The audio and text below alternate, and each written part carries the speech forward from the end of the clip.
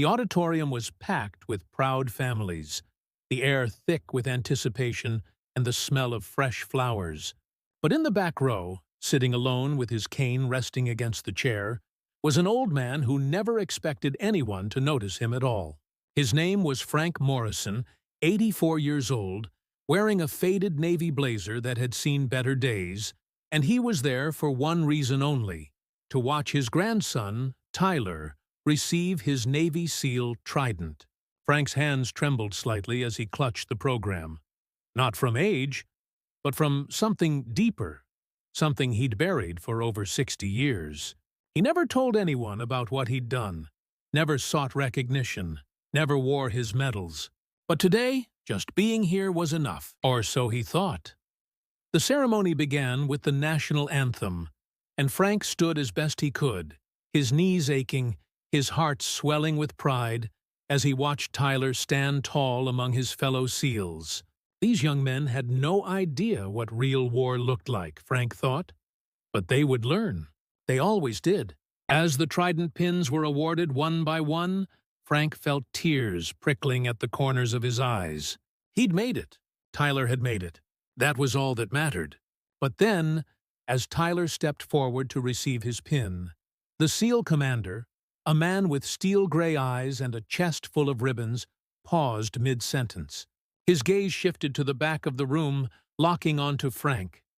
The commander's face went pale, his jaw tightening as if he'd seen a ghost. The entire auditorium fell silent, confused by the sudden shift in energy.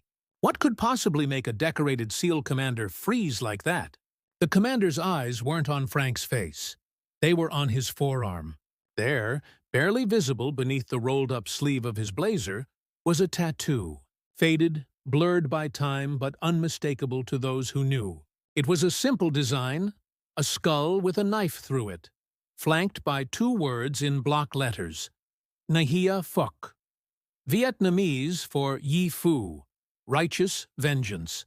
It was the mark of a unit that didn't officially exist, a team of men who went deep into enemy territory during the Vietnam War and did things the government would never acknowledge. Frank had gotten that tattoo in a dingy hut in Saigon in 1968, the night before his team was sent on a mission that would haunt him for the rest of his life. Only 12 men wore that mark, and only 3 came home. The commander stepped away from the podium, his movements deliberate, almost reverent. The other officers exchanged glances, unsure of what was happening. Tyler looked back at his grandfather, confusion and concern flickering across his face. Frank felt his chest tighten. He didn't want this. He didn't want attention. He just wanted to sit quietly and celebrate his grandson. But the commander was already walking down the aisle, his eyes never leaving Frank's. When he reached the old man, he stopped, stood at attention, and saluted. Not the quick, casual salute of formality, but the kind reserved for legends, the kind you give to someone who saved your life before you were even born.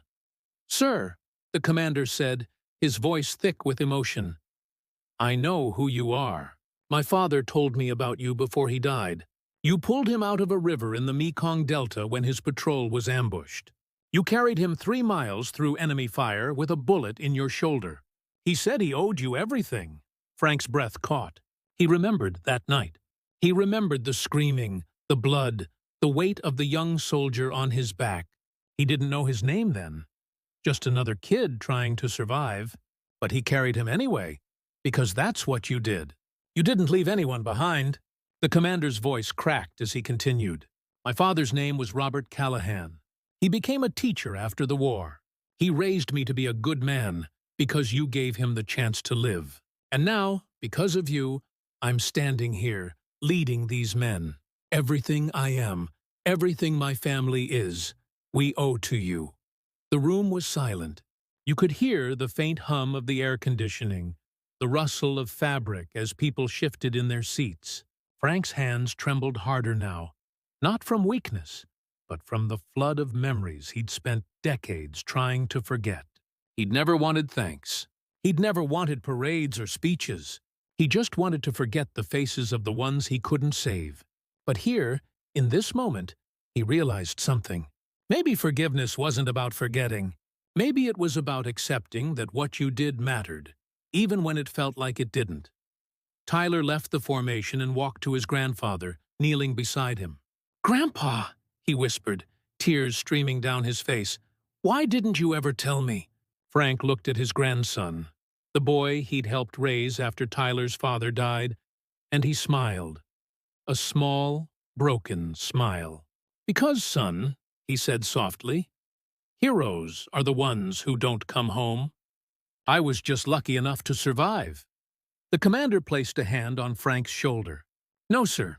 You are the hero, and today we honor you." What happened next would become the most talked-about moment in that base's history. The commander ordered the entire graduating class to turn and face Frank. Over 50 Navy SEALs, the deadliest warriors in the world, stood at attention and saluted an old man in a faded blazer who never asked for anything. Frank rose slowly, his cane shaking, and returned the salute. His arm was stiff, his joints ached, but it was the proudest moment of his life. Not because of the recognition, but because he finally understood. The men he saved didn't die with him in the jungle. They lived.